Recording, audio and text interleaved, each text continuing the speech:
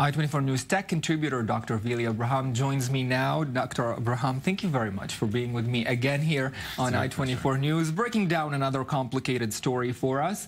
And it seems since this broke out and Meng Wanzhou was arrested, fear has spread in governments around the world from Huawei. Why?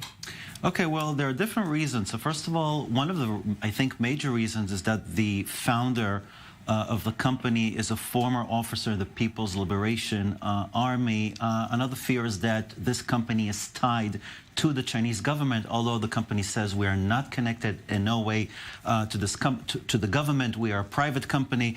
Another thing is that there are fears that it has the capacity to maliciously steal information from the U.S. government. And another thing is that it might deploy the 5G communication network in the United States before the United States itself does. And I think that's also a major concern, although it wasn't cited this morning with the reports about the various charges. But I think there's sort of a race, a war race between, or arms race, if you will, between the two countries, economic race. So these are the major reasons, yeah. Maybe let's break down some of the charges. There are many, and some of them very serious.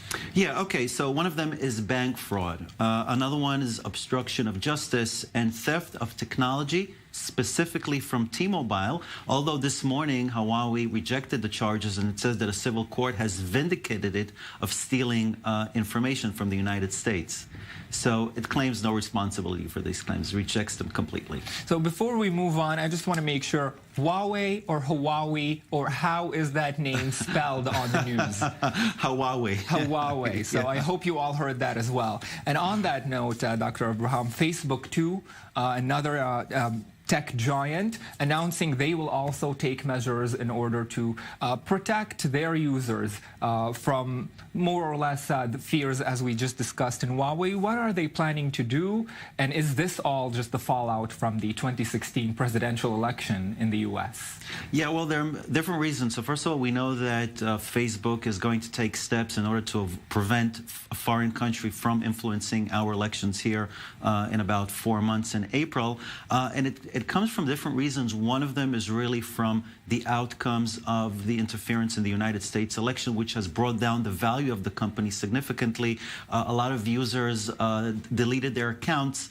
So these are really the major reasons. And if we look at what's going to happen here in Israel, first of all, only local companies will be able to advertise electoral ads during the election. And it can only happen, and by the way, they're going to have to pre-approve these ads, but it's only going to be effective starting March. So it means that until March, anybody can advertise anything, and there's really no vetting process. And in terms of the situation in Israel, of course, April is where, the 9th of April is where the elections will take place. So maybe March is cutting it a little too close. And of course, the main concern, if I understand correctly, is the spread of fake news on social media. Exactly. If we look at here in the country, there's really no law that restricts the spreading of anonymous information. And that's something that can happen during the elections. And that's why the government really needs the help of Facebook here.